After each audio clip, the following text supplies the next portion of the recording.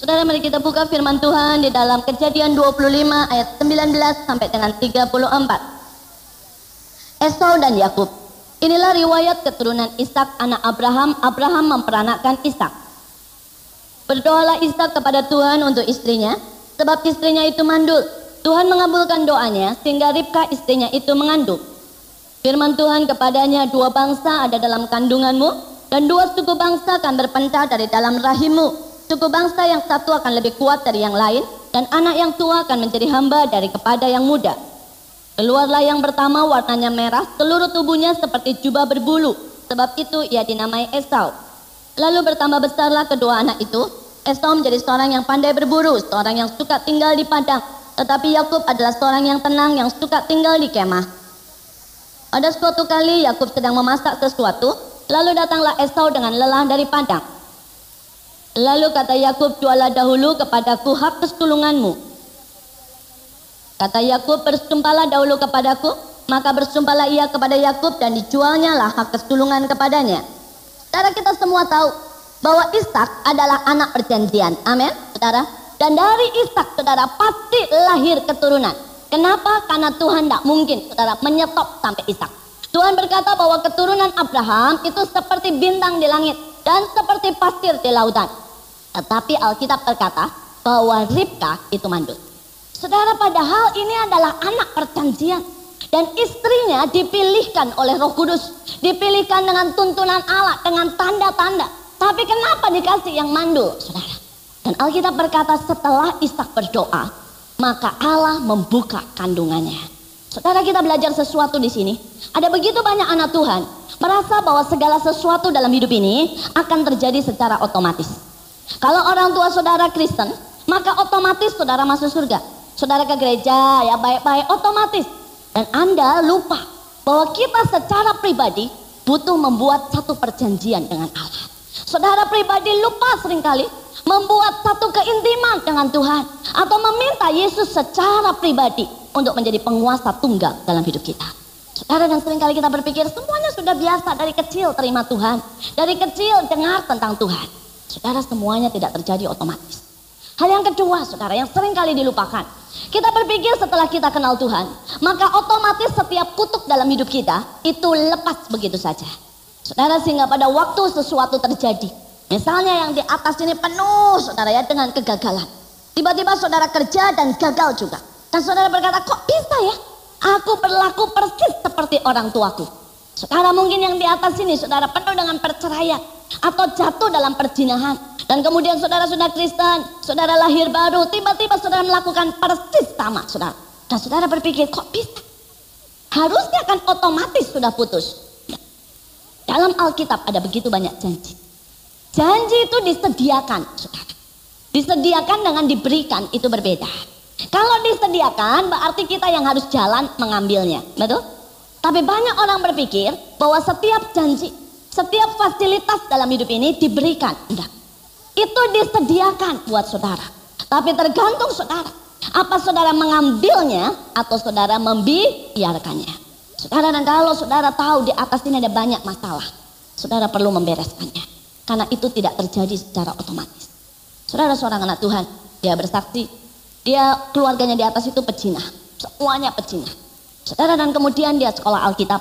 Dia baik-baik saja, saudara, sekolah Alkitab. Kelihatannya jalan semuanya mulus, saudara.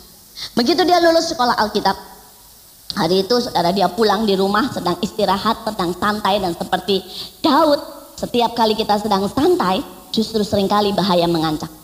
Saudara, dan saudaranya sedang nginep di rumahnya. Dan saat itu saudaranya seorang wanita sedang tidur. Dan pada waktu tidur tanpa sadar pintu terbuka, saudara, dan pakaiannya itu nyingkap, saudara. Dan dia berkata, tiba-tiba itu ada satu nafsu yang menguasai dia. Sampai dia berkata dia pengen sekali mencium saudaranya. Dia pengen sekali berbuat yang tidak senonoh dengan saudaranya. Saudara, tapi dia sadar, untung dia sadar. Dia lari ke kamar dan dia berkata, ih, dari mana ya ini nafsu? Kenapa tiba-tiba seperti ini? Dia, dan itu rasa dorongan sangat kuat, saudara. Saudara, dan saat itu Tuhan berkata, karena engkau tidak pernah membereskan kutuk dari atas. Engkau tidak pernah membereskan. Engkau tidak pernah minta mencabut semua akar-akar perzinahan yang ada di dalam hidupmu. Engkau berpikir bahwa engkau kuat. Engkau berpikir bahwa engkau baik-baik saja. Engkau berpikir bahwa engkau oke-oke saja. Dan Tuhan berkata, kenapa Alkitab berkata bahwa dosa itu turun sampai 7 turunan. Itu perlu dibereskan. Itu perlu dipotong. Itu perlu saudara diselesaikan. Saudara, karena itu saya berdoa supaya setiap dari saudara itu tidak menganggap segala sesuatu otomatis, tapi mulai merindukan, mulai membereskan, mulai berdoa dan mengambil. Saudara, salah satu contohnya, saudara, dari kecil saya sudah menerangkan kepada anak saya tentang baptisan Roh Kudus. Dan berkali-kali saudara, saya tumpang tangan sama mereka saudara, tapi tidak pernah terjadi apa-apa. Saudara, dan barusan ini mereka pergi retret saudara. Di usia 10 tahun dan 9 tahun mereka ikut retret, bukan saya yang mimpin, seorang hamba Tuhan dari Semarang. Saudara, dan pada waktu hamba Tuhan itu menerangkan, itu pertama kalinya mereka rindu dari dirinya. Saudara, dan selama ini saya tumpang tangan kayak apapun tidak pernah muncul saudara. Sampai saya berpikir anak orang lain banyak sekali yang dapat. Anak-anak pemulung saudara yang saya layani itu kecil-kecil terima baptisan Roh Kudus, rebah dalam hadirat Allah, nangis. Anak saya udah tak uyak-uyak nggak keluar-keluar saudara ya. Diapain juga nggak keluar-keluar. Saudara, nggak pernah nangis dapat jamahan Tuhan, nggak pernah saudara. Sampai saya berpikir apa yang salah dengan saya saudara. Tapi rupanya memang nggak bisa saudara. Itu harus lahir dari dirimu sendiri dengan Tuhan. Kekristenan adalah sesuatu yang sangat pribadi, sangat pribadi. Saudara, dan pada waktu mereka ikut retret, dan itulah pertama kalinya saudara, mereka berdoa dengan sungguh-sungguh, mereka merindukan Tuhan. Mereka minta baptisan itu, dan begitu mereka minta, sesimpel itu mereka dapat. Yang satu berkata saudara, setelah pulang mereka cerita sama saya, yang kakaknya bilang, mah tiba-tiba tuh ya keluar dari dalam ini kayak aliran listrik. Mulut saya bergetar dan ngomong lancar aja semua. Adiknya bilang, iya tuh mah, si Koko tuh mendadak aja ngomong panjang macam-macam katanya ya. Saudara, dan kemudian saudara, tapi adiknya bilang begini, kelihatannya saya nggak dapet ya mah. Saya bilang, kok bisa kamu nggak dapet? Nggak ada nangisnya tuh mah katanya ya. Nggak ada getar-getarnya juga tuh katanya. Nggak ada apa-apanya katanya, nggak ada jatuhnya. Saudara, banyak anak Tuhan minta yang begitu kan, yang getar-getar ya, yang nangis. Kalau yang getar-getar setrum aja sama listrik saudara ya. Saudara minta yang nangis saudara ya, kasih bawang lah supaya nangis. Saudara, ada lagi yang bilang nggak ada panas dingin gitu loh. Kalau panas dingin tuh flu namanya saudara ya. Saudara, tapi bisa getar bisa, nangis bisa, saudara, panas dingin bisa. Tapi saya mau berkata, saudara, itu enggak patokan saudara. Kita harus mengerti bahwa itu bukan patokan, karena Allah saudara tidak bisa dibatasi. Saudara, dan pada waktu saya bertanya sama anak saya yang kedua, coba apa yang kamu rasa? Dia bilang begini, di dalam hati saya ini ada satu lagu. Di pikiran saya ada kata-kata aneh, dia bilang. Tapi kalau saya enggak tutup mulut dan enggak tutup mata, membuka mulut, saudara ya, saya enggak keluarkan, enggak keluar. Tapi kalau saya tutup mata, menyatukan keduanya, keluar. Saya bilang, itu sama. Itu bahasa yang baru. Itu baptisan Roh Kudus. Terus dia bilang, tapi aku mau yang kayak Koko, geter-geter gitu loh mah. Kayak aliran gitu loh mah ya. Saudara, saya bilang, sudahlah. Tiap kita itu dapat bagian yang berbeda. Amin, saudara ya. Tiap kita dapat bagian yang berbeda, saudara. Tapi sekali lagi, rindukan Tuhan. Minta, maka ada sesuatu yang terjadi dalam hidupmu. Minta satu pengalaman berjalan bersama Tuhan. Jangan mau hanya dari kata orang kau dengar tentang Tuhan, tapi bilang, bawa aku Tuhan berpetualang dengan Engkau. Bawa aku ya untuk melihat bagaimana Engkau menaklukkan gunung-gunung persoalan dalam hidupku. Bawa aku untuk meredakan setiap gelombang dalam hidup ini, supaya aku bisa berkata, penebusku hidup. Amin, saudara ya. Kenapa banyak orang tidak bisa nyanyi dalam hati? Lagunya berkata penebusku hidup. Ya, dia cuma dari kata orang. Dia tidak pernah mengalami.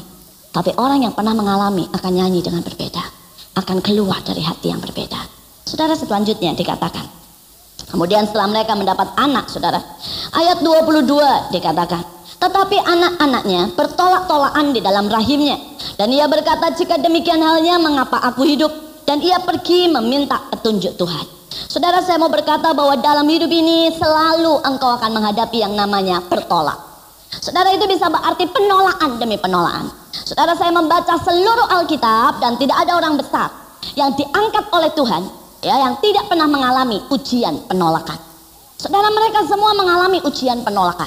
Saudara, dan pada waktu saudara sedang mengalami ujian penolakan, saudara, itu rasanya mungkin saudara difitnah, mungkin saudara dibilang yang enggak-enggak, mungkin saudara diputus cinta, mungkin saudara dihina ya. Jangan bilang kayak Ribkah, kenapa aku mesti hidup ya? Saudara sebaliknya, itu baru hidup. Saudara ya, saudara tahu reklamenya kan membuat hidup jadi tambah hidup. Saudara ya, itu penolakan. Penolakan itu membuat hidup jadi lebih hidup. Saudara. Ya karena apa saudara? Karena saudara akan teruji. Kelihatan aslinya saudara. Apakah saudara itu benar-benar kuat di dalam Tuhan? Atau saudaranya seorang ya, yang kelihatannya kuat? Apakah saudara benar-benar bisa mengasihi tanpa ujian penolakan? Saudara tidak akan bisa tahu seberapa kekuatanmu mengasihi. Tanpa ujian penolakan, saudara tidak akan pernah tahu seberapa kekuatanmu mengampuni. Ada banyak anak Tuhan, saudara berpikir dia bisa mengasihi, berpikir bahwa dia bisa mengampuni.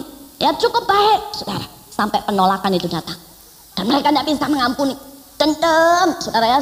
Ada yang bilang begini, gue sudah ngampunin, tapi lihat mukanya sebel banget. Ya sama aja, saudara ya. Ada yang bilang saya sudah ngampuni, tapi hati saya masih sakit sekali, saudara ya. Saudara, ini semua ujian penolakan. Kita lihat kenapa Daud begitu ditinggikan Allah. Dia seorang yang melewati ujian penolakan begitu hebat. Tapi di tengah penolakan yang begitu hebat, dia masih bisa berkata, Bapakku, Bapakku. Saul yang melempar tombak buat dia, memfitnah, mengusir dia, dia masih bisa berkata, Bapakku, Bapakku. Itu luar biasa. Yusuf, kenapa? Kenapa dia saudara bisa jadi raja? Karena dia melewati ujian penolakan dan lulus.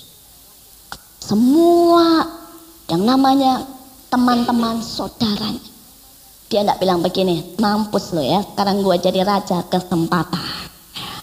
Kesempatan ngemis dulu ya, sebelum dapat beras. Bisa kan? Saudara, dia bisa buat segala macam hal. Saudara, tapi Yusuf tidak lakukan itu. Samuel mengalami ujian penolakan. Semua mengalami ujian penolakan. Tapi mereka lulus. Karena itu Allah percayakan yang besar dalam hidup mereka. Hal yang kedua, saudara. Dalam hidup ini, saudara. Dalam pribadi kita. Penolak, saling tolak menolak, itu pasti jadi. Alkitab berkata di dalam hidup kita ini ada daging dan roh. Ya, daging ini saudara selalu saudara lemah dan mau berontak. Roh memang penurut. Tidak ada deh saudara orang Kristen yang begitu bertobat saudara mendadak jadi manisnya luar biasa. Saudara, Paulus saja berkata, apa yang tidak mau kulakukan itu ya kulakukan. Saudara, jadi penolakan itu terjadi. Saudara bilang, saya sih mau bangun pagi bu, tapi udah duduk ya tidur. Ada yang pernah ngalamin? Ya. Kenapa? Karena roh penurut, daging lemah. Tapi jangan jadikan itu alasan. Ya, tetap berusaha, saudara ya. Saudara jangan habis ini pulang semua bilang begitu ya. Setiap kali mau bohong, saya sih nggak mau bohong, tapi daging lemah, katanya ya. Saudara, enggak, ini khotbah bukan buat alasan, saudara. Tetapi yang saya mau katakan di sini, saudara, kalau saudara frustasi dan berkata, kenapa sih? Ada begitu banyak yang saya mau buat, tetapi ada begitu banyak yang seolah-olah menghalangi. Saya berkata, biar. Semua mengalami hal yang sama. Alkitab berkata dalam engkau bergumul melawan dosa, engkau belum mengeluarkan darah. Ya, Yesus sudah mengeluarkan darah antara bilang ya dan tidak. Di Taman Getsemani, dia bisa berkata tidak. Dia bisa berkata Tuhan aku tidak mau buat menderita. Tapi dia tahu dia harus bilang ya. Saking saudara pertolak-tolakan sampai dia mengeluarkan darah. Antara ya dan tidak, ya dan tidak. Syarafnya saudara, itu sampai pecah satu persatu. Saudara dan Tuhan berkata kita belum sampai seperti itu. Ini membuat kita harus berani bertekad Tuhan. Terus buat rohku kuat. Supaya seberapapun ya dosa, daging, dunia mencoba menarik aku. Aku bisa tetap pilih engkau. Amin. Tapi ini saya mau katakan. Kalau engkau jatuh, jangan pernah menyerah. Jatuh, bangkit lagi. Jatuh, bangkit lagi. Jatuh, bangkit lagi. Karena tetap akhirnya kita yang menang. Amin. Kenapa? Karena kita ditakdirkan untuk menjadi pemenang. Amin. Saudara, itu sudah destiny kita. Saudara harus bilang sama dirimu sendiri, destiniku adalah more. Ya, benar saudara? Lebih dari pemenang. Saudara, itu sudah destininya. Saudara, lebih dari pemenang. Saudara, kita tidak bisa kurang dari itu. Karena itu nasib kita. Kalau orang berkata kamu punya nasib, ya pernah diramal, pernah apa? Lebih dari pemenang. Amin, saudara. Itu nasibnya. Dan ramalan ini paling jitu, saudara ya, lebih dari pemenang. Itu nasib kita. Saudara, yang ketiga, saudara. Di dalam hidup kita selalu, saudara, ada sifat-sifat yang sama-sama baik, ya, tapi bertolak-tolakan. Selalu. Yang sama-sama ada keinginan-keinginan yang seringkali Tuhan taruh dalam hati kita, tapi kelihatannya bertolak-tolakan, saudara. Dan itu akan engkau hadapi sepanjang hidup ini. Salah satunya misalnya ya, saya suka sekali, saudara, diam di kamar, istirahat dan menyembah Tuhan. Saya suka itu. Tapi di satu sisi, saudara, ada satu dorongan yang begitu kuat, saudara, untuk pergi melayani, untuk bawa firman Tuhan. Saudara, kadang-kadang saya sudah bilang sama sekretaris saya, sama semua, saya bilang hari ini saya cuma mau satu, dan saya tidak mau terima telepon, tidak mau terima konseling, karena saya mau cari Tuhan. Tapi begitu ada orang telepon nangis-nangis, dia bilang, Bu tolong ini mepet, tidak bisa lagi, saudara, tak terima lagi. Saudara, ada sesuatu yang selalu bertolak-tolakan, saudara, dan itu hari lepas hari. Saudara, di satu sisi saya pengen sekali sama keluarga saya, ya, saya pengen bermain-main sama mereka. Tapi di sisi yang lain, saudara, ya, ada banyak hal yang harus saya letakkan. Saya harus korbankan keluarga saya, karena saya harus memilih yang lain. Saudara, itu selalu ada dalam hidup ini. Sampai kapanpun, saudara akan harus selalu berhadapan dengan pilihan. Memilih dari yang baik kepada yang terbaik. Saudara bisa menangkap? Memilih dari yang baik kepada yang terbaik. Tapi kenyataannya dalam hidup ini, saudara tidak bisa selalu memilih yang terbaik. Kadang-kadang, karena alasan situasi, saudara harus memilih yang baik. Tapi kadang-kadang kita juga bisa lakukan dua-duanya.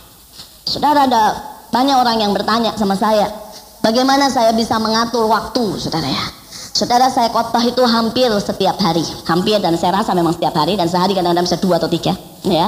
Saudara, dan berarti saya harus menyiapkan firman Tuhan untuk itu. Saudara, saya konseling hampir setiap hari, saudara. Saya ngurus anak, saya ngurus yayasan, saudara ya. Saya beberapa kali hari-hari ini, saudara, sedang orang sering datang suruh saya koreksi buku, saudara. Jadi ada begitu banyak hal yang harus saya lakukan secara sekaligus, saudara. Dan kadang-kadang saya pengen sekali, ya, untuk konsentrasi kepada satu hal. Saya pengen, saudara, untuk cuma jadi pengkhotbah tok, ya, dan tidak usah ngurus yang lain lah, gitu. Atau sebaliknya, saya kadang-kadang rindu, saudara, untuk jadi pendoa syafaat yang militan, ya, yang pergi dari satu kota ke kota lain, menundukkan kuasa-kuasa gelap. Ada, saudara, kobaran api itu ada, saudara. Saudara, tetapi kenyataannya, saudara, saya harus mengombinasikan semuanya sedikit-sedikit. Dan jangan pernah merasa bersalah dengan itu. Dulu saya merasa bersalah. Seringkali saya kalau lihat seseorang, saudara ya, lihat orang yang khotbahnya begitu bagus, saya bisa merasa bersalah begini. Seandainya saya bisa fokus ke khotbah, saya rasa Tuhan bisa bawa saya seperti itu, atau bahkan lebih lagi.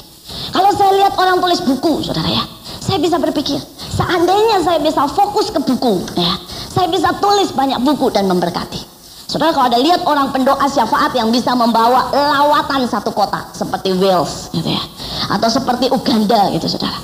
Itu kadang-kadang berkata, seandainya saya bisa fokus, ya, kepada doa, maka saya percaya ada sesuatu lawatan yang luar biasa. Saudara, dan itu bisa dituduh, dipakai iblis untuk menuduh saya. Tapi kemudian Tuhan berkata, nah, ada orang yang dapat 1 talenta, ada yang dapat 2 talenta, ada yang dapat 5 talenta. Ya. Kalau engkau dapat 5, kembangkan 5-5-nya. Kalau engkau dapat 2, kembangkan 2-2-nya. Ya, dan Tuhan berkata, jangan pernah tertuduh dengan apapun yang aku taruh dalam hidupmu. Saudara, yang saya mau katakan di sini, kalau engkau punya 1 cuma, kerinduanmu cuma 1, bagus. Itu membuat engkau bisa begitu fokus, dan seringkali engkau dengan yang 1 itu, engkau bisa buat gebrakan begitu besar. Kalau engkau punya 5, ya, kerjakan 5-5-nya. Dan mungkin saudara tidak menghasilkan gebrakan sebesar yang 1, tapi saudara akan punya dampak yang sama banyak dengan yang 1, saudara, kalau saudara fokus. Jadi jangan saling iri, ya, jangan saling iri. Ya, saudara, saya tahu engkau anak muda, di depan Anda begitu banyak masa depan. Jangan pernah sia-siakan masa mudamu, saudara, ya, dengan tidak mengembangkan apa yang Allah taruh dalam hidupmu. Saya bersyukur, saudara, di usia 12 tahun ayah saya bertanya begini sama saya, apa panggilanmu? Dan itu membuat saya berpikir dan berpikir. Ayah saya berkata, ya, kamu harus cari panggilanmu sejak engkau muda, ya, supaya engkau bisa mempersiapkannya. Nah, sejak itu umur 12 saya mulai bergumul dan tanya sama Tuhan, sampai Allah mulai kasih saya mimpi dan mimpi. Saudara, seringkali saya berdiri di depan begitu banyak orang untuk khotbah. Saya mulai tahu sekali waktu Allah bawa saya ke sana.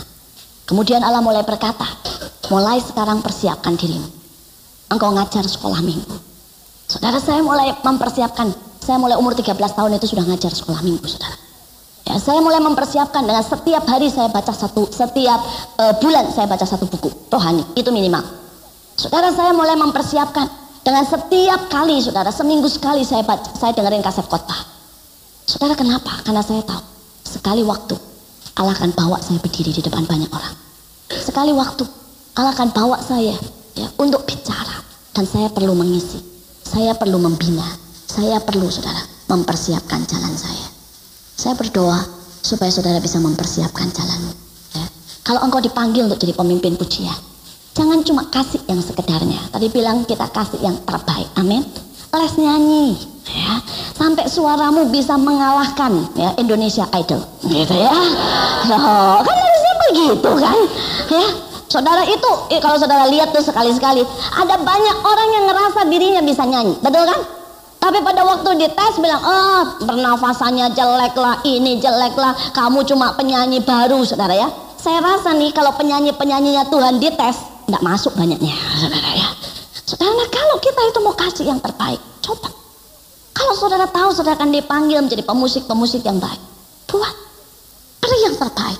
Sampai saudara punya gebrakan-gebrakan, saudara, yang lebih daripada orang dunia bisa kasih. Saudara, seringkali kita itu menjadi orang yang nanggung produk yang setengah jadi. Dan produk yang setengah jadi tidak pernah mahal. Buat hidupmu jadi produk yang jadi.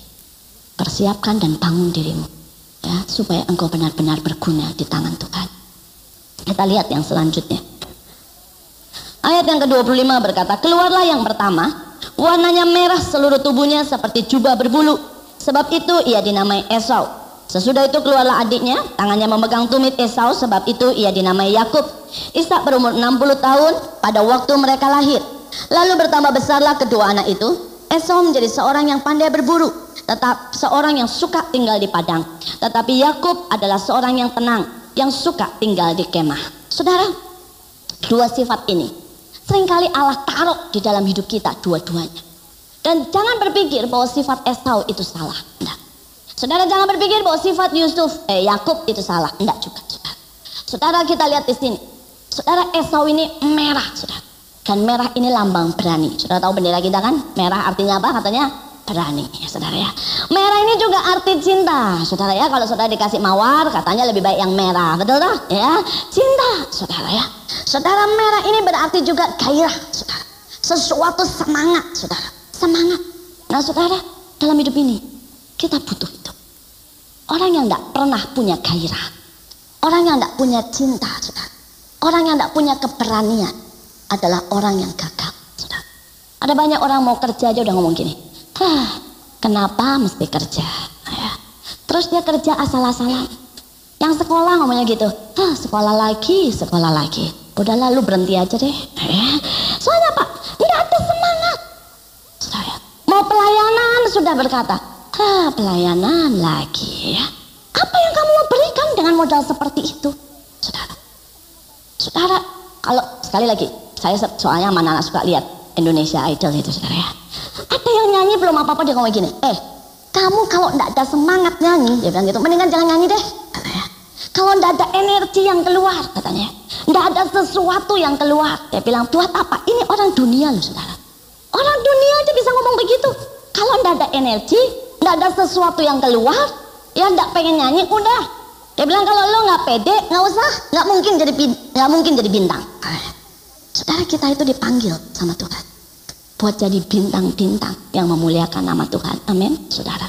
Harusnya ada semangat, harusnya ada cinta, ya. Harusnya ada sesuatu yang menyala dalam hidup kita seperti api, saudara. Ya, itu akan membuat saudara bisa jadi pemburu.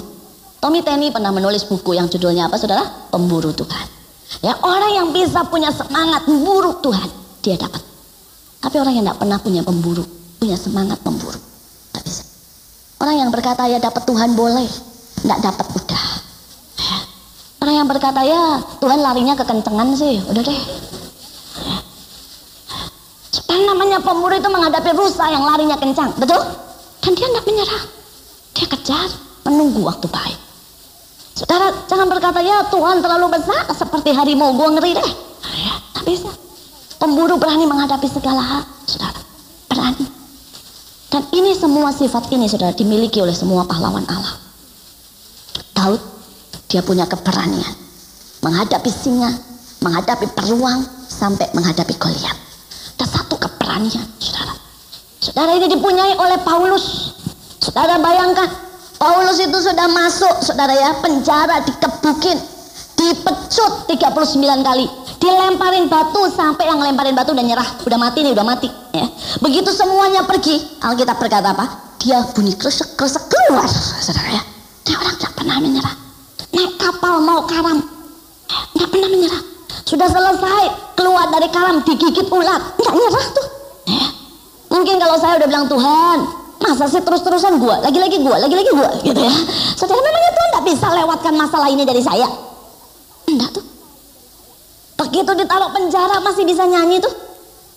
Dan sampai mendatangkan kegoncangan. Saudara saya nggak bisa bayangkan nyanyinya Paulus dan Silas itu kayak apa.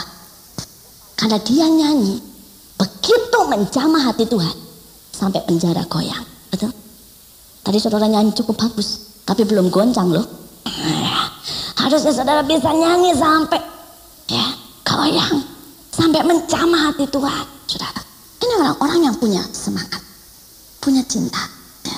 Tapi kalau sudah berkata, ya aku punya cinta, mau pergi nih, ya ke kebaktian, tiba-tiba hujan minggu depan deh. Ya emang bukan cinta lagi, ya.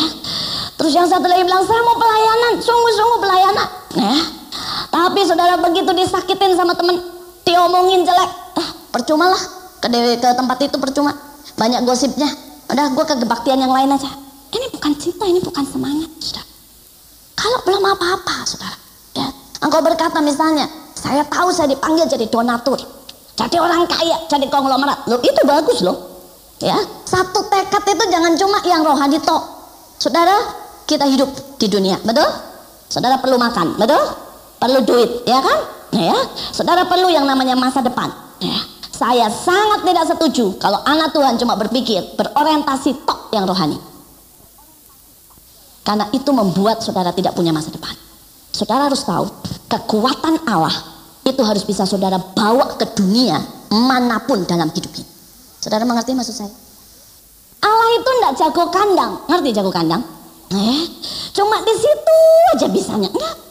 Dia itu Allah pahlawan yang ada di segala tempat. Amin. Dia harus begitu kuasa menonjol di sekolahmu. Dia harus begitu berkuasa menonjol di pekerjaanmu. Sampai orang berkata seperti Daniel, sungguh hikmatnya 10 kali lipat dari orang biasa.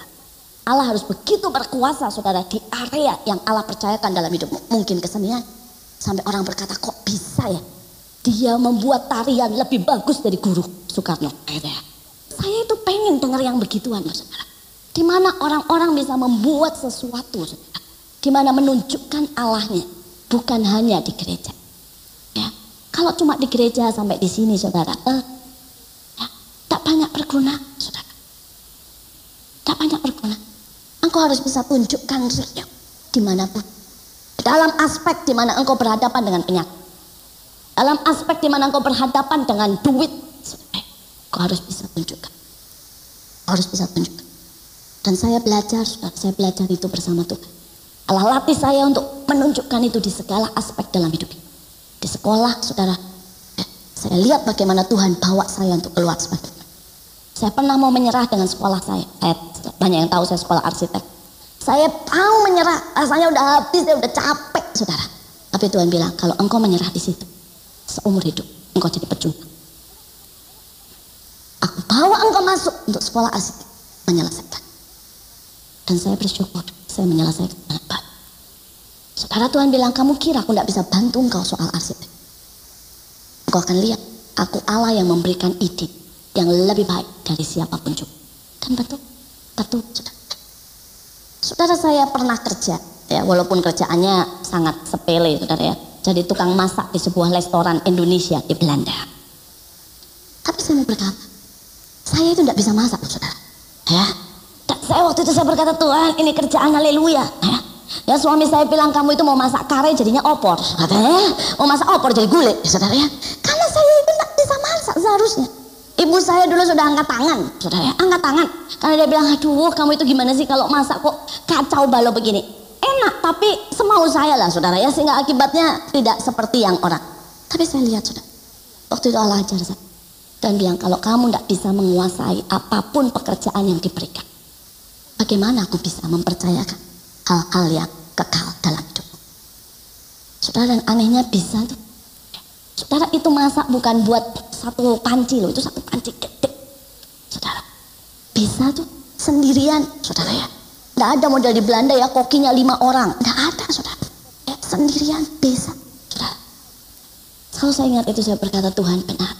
Engkau itu memampukan kita dalam segala bidang. Amin, saudara. Dia memampukan. Ya. Saya masih ingat kok, saudara, satu hal yang sepele. Ya, kelihatannya mungkin buat orang lain sepele, tapi buat saya itu menunjukkan Allah itu tahu dalam segala hal. Saudara, waktu itu pesanan pertama itu bergedel 200 biji, saya masih ingat. Bergedel itu kan sepele, saudara ya. Saudara tahu bergedel kan ya? Saudara, saya pikir, lah gampang lah, masa sih buat bergedel aja kagak bisa, keterlaluan. Saudara, jadi saya beli kentang puree, kentang yang sudah jadi dulu, saudara ya. Karena saya malas kan suruh ngulek lagi kayak model Indonesia. Di sana kan banyak sekali kentang yang tinggal dituang sama air, dioblak gitu, saudara. Jadilah kentang puree namanya. Jadi saya beli kentang itu, saya campur sama daging, saudara ya. Saya campur sama telur, saya goreng, saudara. Saya bungkus, saya pikir mami saya pokoknya celup-celup gitu, goreng gitu ya. Saudara mau tahu, itu saya tahu pesanan itu jam 7 pagi. Itu saya mulai kerja jam 12 malam. Saya masih ingat itu. Saudara, karena jadi koki kan harus siap jam berapapun pesanannya dibuat. Saudara, saya buat itu jam 12 malam, itu setiap kali goreng pecah. Setiap kali goreng pecah. Kalau yang tidak pernah masuk dapur, saudara tidak tahu trik-triknya, saudara ya. Saudara, saya berpikir, kenapa mami saya begitu mudah, sedangkan saya begitu susah. Ya, setiap kali goreng bergedel pecah, saudara, itu hancur, dimasukin minyak gitu ya, pras gitu, saudara. Saya berkata, itu sudah jam 1 malam, saya sampai nangis, saudara. Saya bilang, Tuhan, besok 200. Saya bilang, ini gimana pecah? Dan tiba-tiba Tuhan bilang begini, itu mesti dicampur tepung, nak. Itu sudah ngomong, saudara ya. Ambil tepung, campur ya, maka tidak akan pecah lagi. Saudara, saya ambil tepung, saya bilang haleluya. Ya, saya campur tepung, saudara, dan jadilah bergedel 200 biji, haleluya. Saudara ya, enggak masalah. Saudara, kalau saudara, saya berkata, Tuhan, kalau saudara hidup dengan Tuhan, di setiap sudut, dia Allah yang hebat, saudara. Allah yang hebat.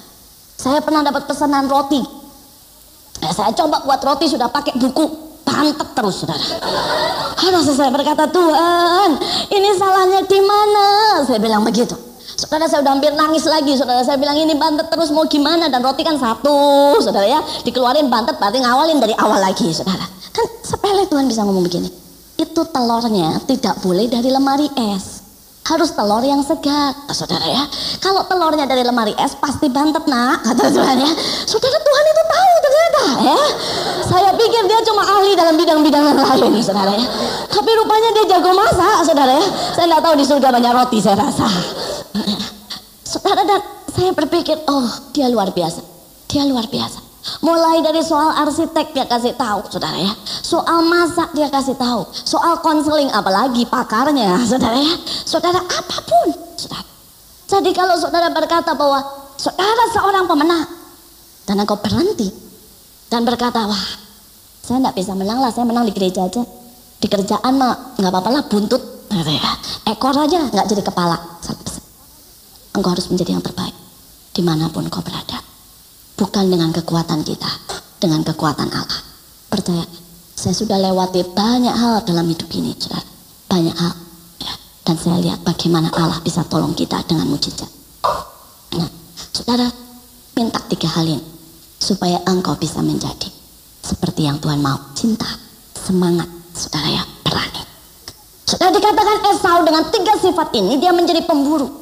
Saudara, pemburu ini bukan orang yang tidak punya keahlian. Kalau saudara lihat yang namanya untuk memanah saja, itu dibutuhkan latihan berkali-kali, mungkin ribuan kali supaya bisa memanah dengan tepat. Betul? Saudara. Untuk saudara bisa saudara menghadapi sifat binatang-binatang tertentu, itu saudara membutuhkan yang namanya keterampilan. Saudara, dan ini yang seringkali dilupakan oleh anak-anak Tuhan. Mereka tidak mau menjalani yang namanya latihan. Saudara, walaupun saudara diurapi begitu rupa, jangan pernah berpikir saudara pertama kali khotbah dan saudara bisa khotbah begitu bagus orang rebah semuanya. Saudara tetap butuh yang namanya latihan. Saudara, walaupun saudara itu jenius, jangan pernah berpikir sekali saudara ya menciptakan sesuatu jadi. Ya, saudara membutuhkan yang namanya ketekunan dan latihan, usaha dan kerja keras. Dan ini seringkali dilupakan oleh begitu banyak anak muda. Ya. Dan saya selalu bilang sama anak-anak muda, kalau engkau hidup dan berpikir mau hidup enak sepanjang hidupmu, lupakan jadi orang sukses. Kalau engkau mau jadi sukses, kau harus tanamkan yang namanya kerja keras. Tanamkan yang namanya latihan. Tanamkan yang namanya mencari keterampilan. Tanamkan yang namanya ketekunan. Ya, tanamkan satu dalam hidupmu. Dan berkata, muda aku kerja keras. Supaya aku lihat bahwa aku bisa mencapai apa yang Tuhan mau. Dan saudara bilang, kalau begitu di mana anugerah? Anugerah selalu datang pada saat kita sudah melakukan bagian kita. Amin. Anugerah itu tidak datang sebelum kita melakukan bagian kita. Tapi anugerah itu datang sesudah kita melakukan bagian kita. Percaya. Saya lihat saudara. Saya lihat anugerah. Saya masih ingat pada waktu itu saya proyek terakhir. Itu proyek A3 saudara, hampir proyek terakhir. Dan itu merupakan satu proyek yang menggabungkan seluruh kepandaian arsitektur. Jadi mulai dari detail, mulai dari interior, mulai dari konstruksi semuanya saudara. Karena saya ngambil master, saya tidak ngambil arsitek biasa saudara, saya ngambil master. Jadi kami diminta untuk bisa menguasai sivil, menguasai segala macam. Saudara, karena itu begitu kompleks saudara. Ya, saya begitu konsentrasi sama detail, konsentrasi sama arsitekturnya, konsentrasi sama tata kotanya saudara ya. Saudara, jujur saya itu lupa saudara untuk bikin konstruksinya. Saya pikir itu bisalah gampang bagian yang akhir saudara. Jadi itu semuanya sudah saya gambar, semua sudah oke, besok presentasi saudara. Dan malam itu baru saya kerjakan konstruksinya. Saya pikir itu konstruksi gampang, pasti pakai pakai pilar-pilar seperti ini, gampang lah saudara, tidak masalah. Begitu malam saya bikin saudara ya, saya baru sadar bentangan konstruksinya saudara ya, itu tidak cukup. Jadi artinya bentangannya itu misalnya buat 12 meter saudara ya, ini saudara ruangannya harus 15 meter. Matilah saya, mana ada tiba-tiba di ruangan konser berdiri tiang satu, kan tidak mungkin saudara ya. Itu sudah tidak mungkin saudara. Kesalahan fatal di tengah saudara jam 3 pagi saya sudah selesaikan semua gambar. Soalnya kalau mengubah konstruksinya, kalau saudara yang arsitek pasti saudara tahu, berarti merubah semua gambar. Dan itu tidak mungkin, saudara. Ya, jadi sudah tidak bisa lagi. Dan saya waktu itu tinggal berkata, habislah saya besok dibantai. Kerja 6 bulan, pasti saudara. Tinggal di shred, saudara ya, 0. Pasti. Dan itu kalau guru konstruksi meriksa, itu gampang banget saudara ya. Pastilah tinggal ditempel, jebret. Sekali lihat dia tahu, ini kok bisa ada tiang di sini, pasti saudara, langsung 0, pasti langsung saudara. Dan saat itu saya cuma bilang, Tuhan, saya sudah kerjakan bagian saya, memang saya salah, saya tidak ngecek konstruksinya ya, sekarang saya minta anugerah-Mu saudara. Dan besoknya mulai saya nggak tempel yang konstruksinya ya, kita harus cerdik juga sedikit ya. Jangan terus saudara begitu lugu saudara ya. Saudara, saya tempel semuanya kecuali konstruksinya, saya gulung saudara ya. Terus kemudian yang lain sudah presentasi, sampailah bagian saya. Saya sudah doa berpasrah roh, saya bilang, Tuhan nyatakan mujizat-Mu dan anugerah-Mu. Saudara, saya mulai terangin satu-satu, saudara, sampai selesai. Saya bilang, Tuhan, sehabis ini saya harus menerangkan konstruksi. Begitu saya mau menerangkan konstruksi, telepon bunyi, kering, HP guru saya bunyi. Terus dia bilang gini, aduh maaf, saya tiba-tiba ada panggilan darurat, rapat penting. Saya bilang, haleluya ya. Saya berpikir, tapi belum selesai, nanti kalau dia pulang, dia bilang, kalau saya balik saya teruskan, mati saya.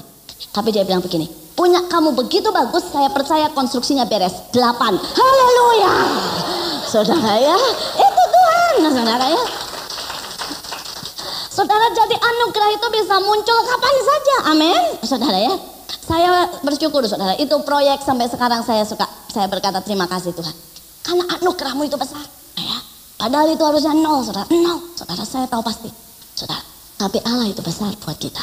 Tapi kalau saudara tidak lakukan, misalnya saudara tinggal begini, Tuhan, saya percaya proyek ini punyamu Tuhan, anugerahmu besar, saya tidak gambar, tolong kirimkan jin dan malaikat untuk menggambar. Saudara mau berdoa puasa 10 tahun, nggak kejadian. Tapi saudara ketawa dengan hal itu, tapi banyak anak Tuhan seperti itu. Banyak anak Tuhan seperti itu. Saudara, mereka berpikir otomatis semuanya terjadi. Saudara. Ya. Dan seorang anak Tuhan dengan gampangnya berkata begini, kalau Tuhan suruh saya kerja, maka ada yang menawarkan pekerjaan. Kok enaknya, saudara ya? Tidak begitu caranya. Ada lagi yang berkata, saudara, ya, sudah menikah, punya anak 2, terus saya bilang, itu dikendalikan. Kamu anak berapa? Saya bilang begitu. Ya enggak bisa lah, ya, untuk kamu tidak mengatur hidup ini. Dan dia bilang, kalau Tuhan mau, dia bisa menutup kandungan. Kalau Tuhan tidak mau, Tuhan bisa membuka kandungan. Ya anaknya 6 lah, saudara ya. Dan hidupnya sengsara. Ya repot, tidak punya waktu untuk doa, saudara. Dan dia berpikir itu kehendak Tuhan. Saudara, tidak seperti itu caranya. Tidak seperti itu caranya. Ya, saya berdoa supaya saudara menjadi satu generasi yang sungguh-sungguh mengerti apa yang Tuhan mau. Amin. Atur hidupmu baik-baik ya bersama Tuhan. Tangkap anugerahnya, tapi lakukan bagianmu. Lakukan bagianmu. Saudara, nah sekarang kita lihat bagiannya Yusuf. Yakub, saudara. Yakub ini juga punya sesuatu yang sangat baik. Dikatakan Yakub adalah seorang yang tenang dan suka tinggal di kemah. Saudara, ketenangan itu sangat penting. Orang yang tidak tenang, saudara, orang akan mengambil keputusan-keputusan yang salah. Orang yang hatinya selalu kacau, ya, penuh dengan dendam, amarah, sakit hati, itu akan bereaksi negatif di dalam setiap keadaan. Saudara, tenang itu dibutuhkan untuk minimal 4 hal. Pertama, saudara harus tenang kalau saudara sedang mengambil keputusan. Ya. Karena orang yang tidak tenang, saudara, maka dia tidak bisa mengambil keputusan yang benar. Saudara harus tenang supaya saudara bisa berdoa. Coba deh kalau pikiran saudara ruwet sekali, saudara tidak akan bisa berdoa. Saudara akan sibuk, ini pakai mana ya, utang belum lunas, ini, saudara tidak bisa. Saudara susah berdoa. Saudara yang ketiga, saudara butuh tenang ya, untuk menangkap suara Tuhan. Orang yang sudah penuh dengan ambisi, penuh dengan segala pikiran-pikiran, saudara ya, penuh dengan yang namanya saudara curiga dan sebagainya, saudara tidak akan bisa dengar suara Tuhan. Yang keempat, saudara butuh tenang untuk menilai segala sesuatu dengan objektif. Ya. Ada banyak orang menilai segala sesuatu dengan terlalu bergairah. Misalnya nih, saudara lihat sudah pengen banget kerja di tempat itu. Ya. Maka saudara akan menilai semuanya dengan sangat baik. Bilang bagus kok. Ya walaupun jauh saudara bilang oke kok, enggak apa-apa. Ya. Saudara, tetapi setelah dijalani sebulan, saudara enggak. Karena itu saudara harus tenang untuk bisa menilai segala sesuatu dengan objektif, saudara ya. Saudara harus tenang. Ya kalau milih pacar atau pasangan hidup juga harus tenang, saudara ya. Jangan lagi berapi-api, saudara ya. Saudara kalau sudah lagi berapi-api, saudara ya, jelek pun dilihat paling cantik, saudara. Saudara semuanya akan berubah. Nanti perempuan itu cerewet banget, kita ngomong gini, bagus ya, pandai berkata-kata. Ya. Tapi nanti kalau sudah nikah, saudara ya, dengar suaranya aja saudara udah gak pengen pulang, saudara ya. Karena udah berubah, saudara. Kemudian nanti saudara lihat, karena sudah lagi jatuh cinta nih, ini cowok galak, saudara ya, mengekang, ya. Tapi saudara bilang begini, itu kan bukti cinta, saudara ya. Coba nanti, ya. Kalau saudara dikekang punya cowok begitu, saudara ya, nanti coba. Saudara ya, saudara mau pergi ndak boleh, saudara mau kemana mesti lapor, percayalah cuma setahun lu tahan. Habis itu apa, sakit hati, kesel, saudara ya, ribut bawaannya. Karena itu kita butuh objektif, saudara ya, butuh objektif supaya saudara lihat benar-benar. Ada cowok-cowok yang mau nikah ya, terus ngomong begini sama istrinya, yang kamu ndak usah masak. Ya, kamu memang tidak suka masuk dapur, tidak apa-apa, kita beli terus, katanya ya, kita makan di luar terus, saudara ya. Toh kenyataannya tidak bisa begitu, ya. Begitu menikah, saudara, cuma sebulan beli terus. Lama-lama si suami ngomong, lu cewek memang bikin gua bangkrut ya, katanya ya. Kenapa tidak objektif, saudara? Ya, coba deh, saudara ya. Kalau sebelum, makanya peribahasanya itu begini, saudara ya. Kalau cari pacar, buka mata lebar-lebar, amin, saudara ya. Kalau sudah menikah, tutup mata rapat-rapat. Tutup mata rapat-rapat, saudara ya. Sudahlah kalau sudah menikah apapun bagus, gitu ya. Ya, tapi kalau belum, buka mata lebar-lebar, buka mata ya. Perhatikan semuanya. Dari cara dia makan, minum, ngeluarin duit, ngomong, berdoa, perhatiin semuanya ya. Perhatiin semua. Kalau perlu jadilah detektif sebelum menikah. Tapi nanti kalau sudah menikah udah nggak usah jadi detektif ya. Dia mau pulang malam sambut dengan senyum. Ya. Udah nggak perlu sewa detektif, saudara. Saudara, karena masamu jadi detektif sudah berubah, sudah selesai ya. Saudara, ini perlu semua. Jadilah tenang, jadilah tenang. Dan saudara perlu dikatakan Yakub ini senang tinggal di kemah. Ini bicara saudara, orang yang menyukai tinggal dalam hadirat Allah. Setiap dari kita butuh yang namanya keintiman. Kalau saudara tidak pernah bisa membangun keintiman, saudara tidak bisa berubah. Di dalam keintiman itu kekuatan kita. Di dalam keintiman itu perubahan. Di dalam keintiman itu segala-galanya saudara ya. Saudara, keintiman itulah yang membuat kita akan berlari sampai garis akhir. Amin ya. Karena itu bina ya. Ada banyak orang tidak punya keintiman. Dan saya terus ngomong saya tidak bosan-bosan ngomong. Oh, Tuhan itu sangat dekat, sangat real. Nikmati sampai engkau tuh bisa merasakan bahwa dia memegang engkau, menyentuh engkau, berbicara dengan jelas sama engkau. Ya, nikmati sampai engkau melihat bagaimana dia berbuat mujizat dalam hidupmu. Nikmati saudara, sampai engkau lihat bagaimana dia itu begitu real dalam hidupmu. Dan jangan pernah berhenti ya. Saudara, ayah saya selalu bilang, Tuhan buat aku menikmati semua yang Alkitab katakan. Ya, saya seringkali pada waktu saya menyembah, saya seringkali bilang, Tuhan bawa aku naik ke gunung-gunung dan taklukkan bersama. Ya, bawa aku mendaki sampai ke gunung-gunung yang terlalu tinggi bagiku. Bawa aku terbang. Saya bilang, bawa aku Tuhan untuk melihat bagaimana engkau meredakan lautan. Bawa aku Tuhan untuk bisa melayani seperti engkau melayani, turun membasuh kaki demi kaki. Saya bilang, bawa aku mengalami lebih lagi engkau dalam setiap kedalaman yang engkau sediakan buat aku. Saudara, dan setiap kali saudara saya mulai berdoa menyembah, Tuhan bisa ceritakan banyak hal saudara. Tuhan bisa bawa dalam satu kedalaman yang luar biasa saudara. Barusan ini saya berdoa kemudian dengan seorang teman, dan Tuhan bawa kami ke dalam satu taman yang begitu putih dan begitu indah saudara. Terus kemudian di tengah taman itu ada satu tangga saudara naik ke atas. Saat itu kami berkata, apa maksudnya? Tuhan berkata, orang yang suci hatinya akan melihat Tuhan. Tuhan berkata, ada banyak anak Tuhan. Dia tidak pernah ada di taman itu. Taman tempat orang yang suci hatinya. Yang bersih dari curiga, dari penghakiman, dari kemarahan. Sehingga mereka tidak pernah bisa bertemu dengan aku. Mereka tidak bisa dengarkan apa yang aku mau. Aku punya banyak cerita buat kalian. Dan aku tidak bisa cerita karena dibatasi dengan prasangka, dengan dosa, dengan kesibukan, dengan kemarahan, dengan ambisi. Hatinya terlalu penuh dengan sampah dan tidak pernah bersih. Dan Tuhan berkata, engkau butuh tenang seperti engkau ada di dalam sebuah taman. Engkau butuh kudus seperti taman itu penuh dengan bunga-bunga yang putih. Engkau butuh ya untuk sungguh-sungguh menikmati aku, masuk dalam keintiman, maka engkau bisa naik ke atas. Saudara, seringkali Tuhan cerita banyak hal kepada saya, dan Tuhan cerita banyak hal pada kami saudara. Tuhan cerita tentang panggilan, Tuhan cerita tentang cinta, Tuhan cerita saudara tentang dunia, Tuhan cerita tentang banyak hal saudara. Dan saya mau berkata, nikmati Tuhan. Oh, dia Allah yang begitu luar biasa. Jangan pernah berhenti pada waktu engkau tahu, hanya sekedar tahu. Tapi terus, karena engkau akan kenal sampai muka dengan muka. Amin saudara, sampai muka dengan muka. Sampai sekali waktu kau bisa berkata, sungguh engkau yang terindah dari emas, dari permata, dari segala-galanya. Saudara, kita lanjutkan. Ada sesuatu yang salah dari Esau. Dan ini yang saudara harus tanamkan baik-baik. Saudara tahu ceritanya mulai dari ayat yang ke-29 sampai 34. Saudara, dikatakan jelas pada waktu itu Esau lelah. Dan pada waktu lelah, saudara, kesalahan dia kedua adalah dia menganggap enteng hak kesulungan.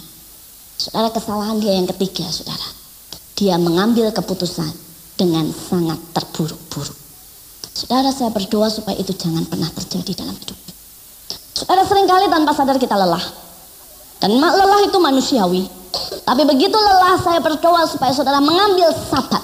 Saudara, kenapa Allah ciptakan sabat? Supaya kita tidak masuk di dalam lelah yang kronis. Ada lelah yang biasa, ada lelah yang kronis. Dan kalau sudah lelah yang kronis, ini bahaya saudara. Ini yang bisa menyebabkan sakit. Saudara, kalau lelah itu ada 3 hal. Lelah jiwani, ya. Jiwa saudara, pikiran saudara, ya, emosi saudara, itu jiwani. Itu kalau lelah kronis, akibatnya saudara sakit jiwa, stres namanya. Saudara, kalau saudara lelah badannya dan kronis, maka saudara akan kena lever, ya. Tapi kalau roh saudara yang lelah, ya, dan saudara tidak pernah saudara, ya, untuk disegarkan, itu namanya suam, saudara. Dan tiga-tiganya berbahaya. Tiga-tiganya berbahaya.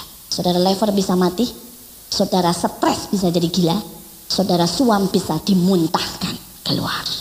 Karena itu jangan sampai lelah itu kronis. Karena itu Allah membuat yang namanya hari Sabat. Tujuannya untuk saudara itu mengalami istirahat. Memulihkan dari kelelahan. Kelelahan itu seperti kotoran-kotoran yang menumpuk saudara. Dan itu perlu dibasuh. Saudara, Raja Wali itu tahu.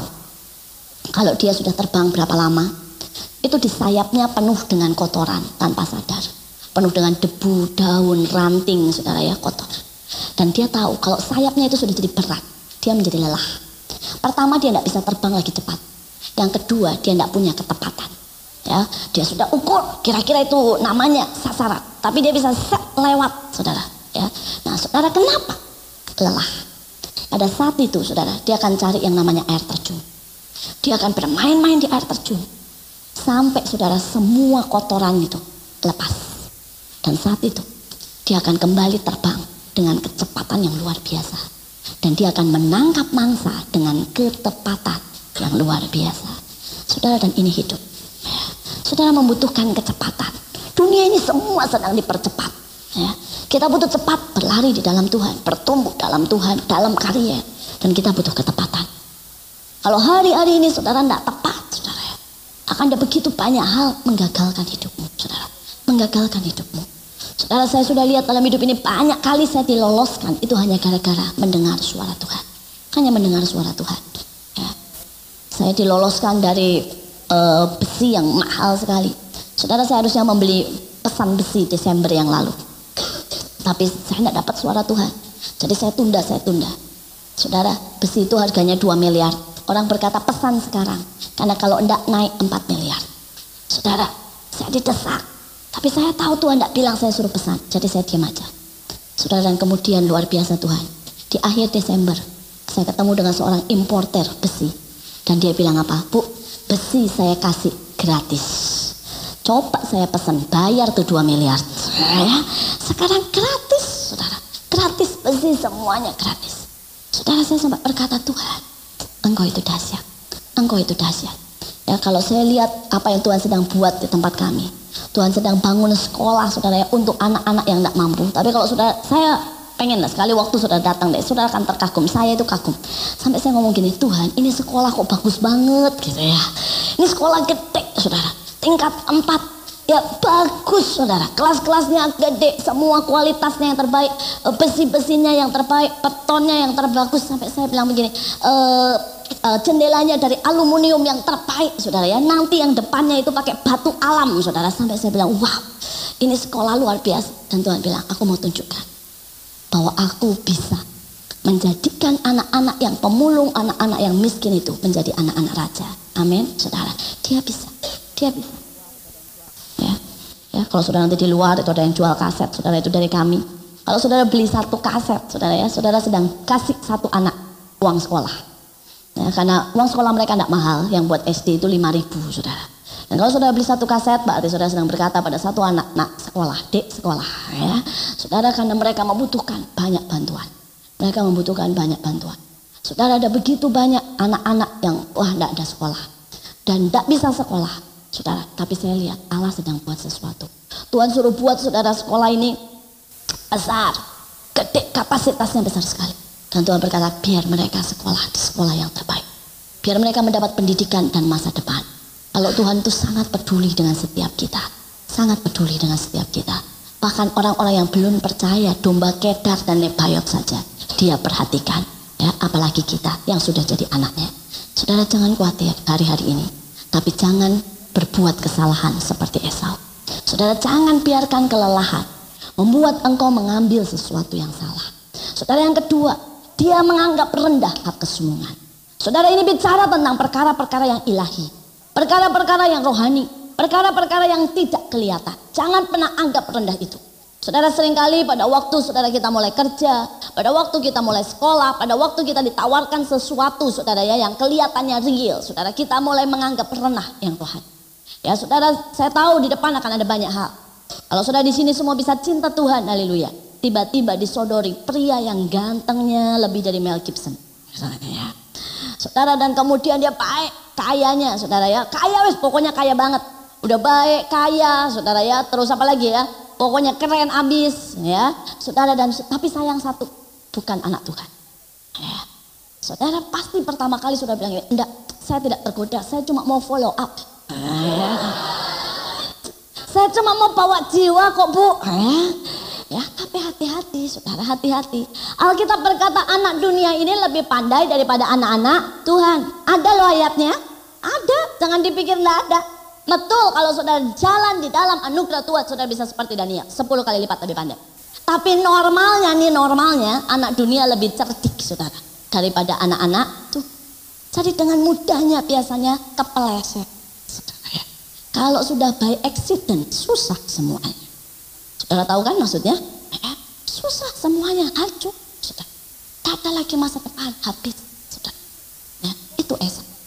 Saudara mungkin engkau begitu luar biasa melayani Tuhan. Saya kenal saudara ya, pemusik yang luar biasa melayani Tuhan. Tiba-tiba dapat tawaran melayani di bar.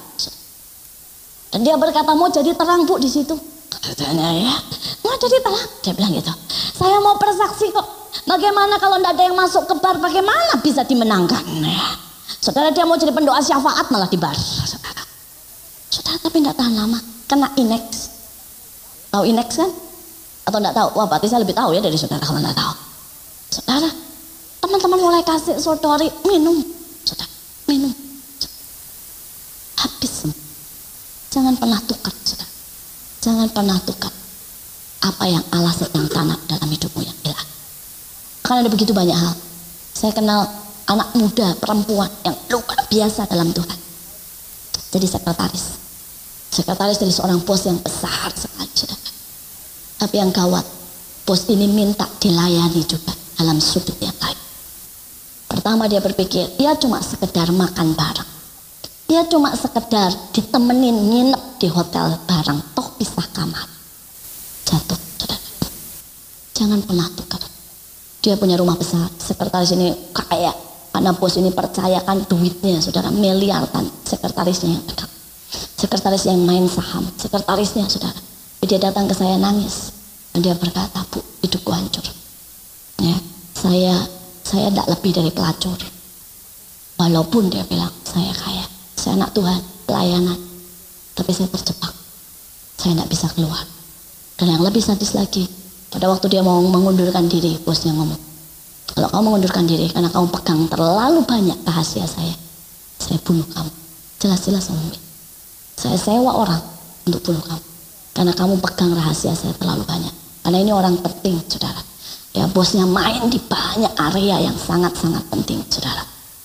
Saudara, dia terjepit, dia nangis. Keluar tidak bisa, masuk tidak bisa, saudara. Ya. Hidup ini mengerikan. Jangan berpikir bahwa hidup ini begitu gampang, saudara. Saudara makin hari, saudara akan makin tahu. Jangan pernah berpikir kita kebal dosa. Ada begitu banyak hal, saudara, yang bisa menjepit kita. Ya. Karena itu jangan pernah berlaku seperti Esau. Pegang dari awal. Berkata ya di atas ya, tidak di atas tidak. Mari kita berdoa.